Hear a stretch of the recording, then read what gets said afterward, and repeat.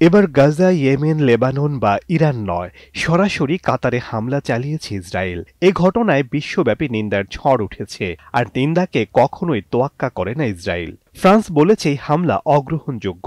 যুক্তরাজ্য বলেছে এই হামলার মধ্য দিয়ে ইসরায়েল কাতারের সার্বভৌমত্ব লঙ্ঘন করেছে, আর সৌদি আরব নিন্দা জানিয়েছে নৃশংস আগ্রাসন বলে। দখলদারদের এই হামলায় ৫ জন হামাস সদস্য নিহতের পাশাপাশি কাতারের নিরাপত্তা বাহিনীর একজন সদস্য নিহত হয়েছে। দোহায় হামাস নেতাদের ওপর ইসরায়েলের হামলার খবর আগে থেকেই কাতারের কর্মকর্তাদের জানানো হয়েছিল বলে দাবি করেছে যুক্তরাষ্ট্র। তবে উপসাগরীয় দেশটি এই দাবি সরাসরি প্রত্যাখ্যান করেছে।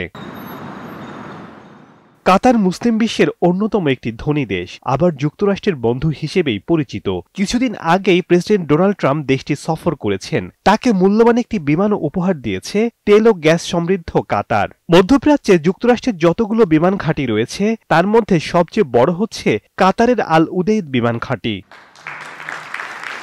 এছাড়া কাতার ও যুক্তরাষ্ট্রের মধ্যে বেশ কয়েকটি প্রতিরক্ষা চুক্তি রয়েছে। এর মধ্যে রয়েছে নিরাপত্তা, সামরিক তথ্য বিনিময় ও সামরিক সরঞ্জাম আদান প্রদান।